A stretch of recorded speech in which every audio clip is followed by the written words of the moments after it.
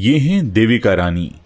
आज हम आपको इन्हीं देविका रानी की एक कहानी सुनाने जा रहे हैं।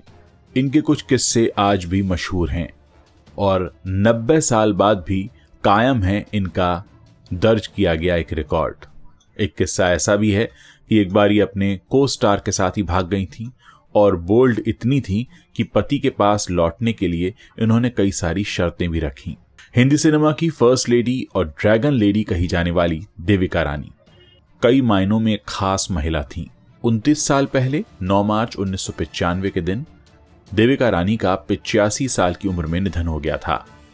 ये उस दौर में फिल्मों में आई जब महज तवाइफें ही फिल्मों में महिलाओं की खानापूर्ति किया करती थीं। समाज के खिलाफ देविका ने न सिर्फ इंडस्ट्री में अपनी जगह बनाई बल्कि पहली फीमेल सुपरस्टार भी कहलाईं। ये बोल्ड इतनी थी कि खुलेआम शराब और सिगरेट का सेवन किया करती थी। इन्होंने 1933 में फिल्म कर्मा में 4 मिनट लंबा किसिंग सीन दिया था। सबसे लंबे किसिंग सीन का ये रिकॉर्ड आज भी कायम है। इनका ड्रेसिंग सेंस भी उस जमाने में बेहद बोल्ड और खतरनाक समझा जाता था।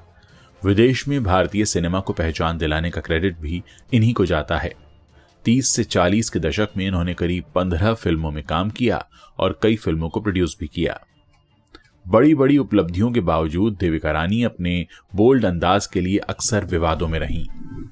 अपनी शर्तों पर जीने वाली देविका रानी ने शादीशुदा होने के बावजूद अपने एक को स्टार के साथ रहने का फैसला किया। इन्होंने अपने पति को छोड़ा तो इन पर लगे हुए सारे पैसे डूब गए, फिल्में रुक गईं।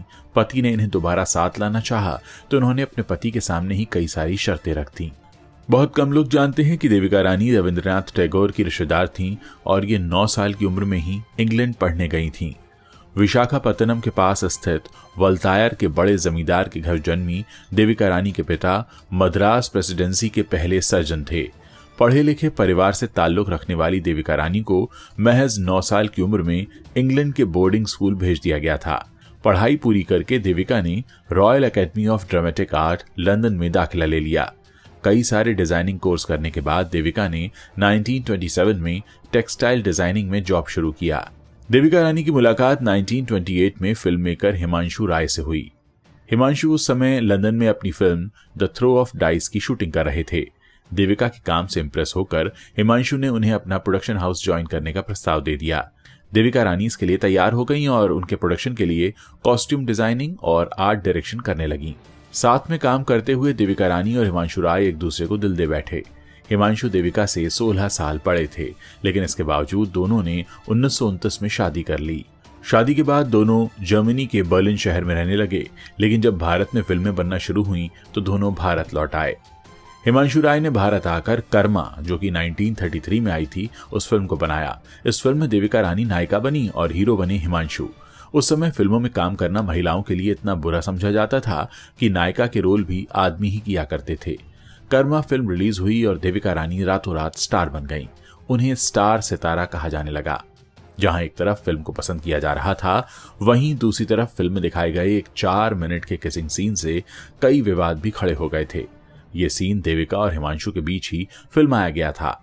विवादों के बावजूद देविका के कदम नहीं डगमगाए और उन्होंने first lady of Indian cinema बनकर एक इतिहास रच दिया। साल 1934 में देविका और हिमांशु ने बॉम्बे टॉकीज की स्थापना की। यह इंडस्ट्री का सबसे बड़ा फिल्म स्टूडियो था। 1935 में आई फिल्म जवानी की हवा के बाद हिमांशु ने देविका रानी और नज्म उल हसन को लेकर दूसरी फिल्म जीवन नैया शुरू की। लेकिन जैसे ही देविका और नज्म के बीच नजदीकियां बढ़ने लगीं तो हिमांशु ने फिल्म रोक दी। देविका नज्म के साथ चली गई और फिल्म रुक गई। फिल्म रुकने से हिमांशु के सारे पैसे डूब गए। इसके बाद उनके सामने कर्जदार पैसे लेने के लिए खड़े थे, लेकिन हीरोइन के बिना फिल्म बनाना संभव नहीं था। उस जमाने में शशधर मुखर्जी उनके साउंड इंजीनियर हुआ करते थे। उन्होंने देविका को समझाया और सुलह करने के लिए वापस बुला लिया। देविका शशधर को भाई मानती थीं तो उनकी बात नहीं काट पाई। उस समय तलाक को कानूनी दर्जा नहीं मिला था और पति को छोड़कर रहने वाली महिलाओं को अच्छा नहीं समझा जाता था। हिमांशु के पास लौटने के लिए देविका ने एक शर्त रखी कि उन्हें हर फिल्म में काम करने के लिए फीस मिलेगी, लेकिन घर का पूरा खर्च अकेले हिमांशु उठाएंगे। बॉम्बे टॉकीज दिवालिया होने की कगार पर थी। फिल्म रुकने से कर्ज में डूबे हिमांशु देविका की सारी शर्तें मान गए। समाज को दिखाने के लिए दोनों साथ तो रहे, लेकिन दोनों के बीच काम के अलावा कोई रिश्ता नहीं बचा था। जीवन नैया से नज्म उल हसन को हटाकर अशोक कुमार को लिया गया। जो उस समय एक लेबोरेटरी असिस्टेंट थे। देविका रानी अशोक कुमार की जोड़ी दूसरी बार अछूत कन्या में भी साथ दिखी। ये फिल्म हिंदी सिनेमा के लिए बेंचमार्क साबित हुई। अछूत कन्या को ही भारत में छुआछूत के खिलाफ आंदोलन की जमीन तैयार करने वाली फिल्म माना जाता है। तीसरी बार दोनों जीवन प्रभात में साथ नजर आए, जिसमें अशोक कुमार से ज्यादा देविका रानी को तारीफें मिली।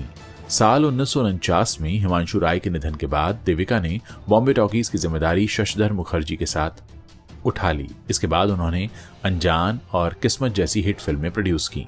साल 1944 में देविका रानी ने बॉम्बे टॉकीज में काम करने वाले दिलीप कुमार को ज्वार भाटा फिल्म में काम दे दिया। वो देविका ही थीं जिन्होंने यूसुफ खान को दिलीप कुमार नाम दिया। कुछ ही सालों में अशोक कुमार और शशधर मुखर्जी ने देविका से अलग होकर अपना नया प्रोडक्शन हाउस फिल्मिस्तान बना लिया। इंडस्ट्री का सपोर्ट न मिलने पर देविका ने इंडस्ट्री छोड़ दी। इंडस्ट्री छोड़ने के बाद देविका ने रशियन पेंटर स्वेतोस्लाव रोरिच से शादी कर ली। दोनों मनाली में एक आम जिंदगी जीने लगे। साल 1958 में देविका रानी को पद्मश्री से सम्मानित किया गया। 1969 में देविका रानी दादा साहब फाल्के अवार्ड जीतने वाली पहली भारतीय महिला बन गईं। 1993 में अपने पति रोरिच की मौत के एक साल के बाद 9 मार्च 1994 को देविका रानी का भी निधन हो गया। मनाली के पास बसे नगर में देविका रानी की याद में एक म्यूजियम भी बनाया गया है। यहाँ उनके पति रोरिच की बनाई कुछ यादगार पेंटिंग्स भी हैं। मौत के बाद देविका रानी की अस्थियां ब्यास नदी में विसर्जित की गईं। वहीं अस्थियों का कुछ हिस्सा उनके पति रोरिच की आर्ट गैलरी के बाहर लगे एक नींबू के पेड़ के नीचे डाला गया, जहां वो अक्सर घंटों मेडिटेशन किया करती थीं। उम्मीद है हिंदी फिल्म इंडस्ट्री के भूले बिसरे चेहरों की ये कहानियां आपको अच्छी लग रही होंगी। अगर आप आगे भी इस तरह की कहानियां सुनना चाहते हैं तो हमारे चैनल को सब्सक्राइब कर सकते हैं, और अगर ये वीडियो पसंद आया हो तो इसे अपने दोस्तों के साथ शेयर करना मत भूलिएगा।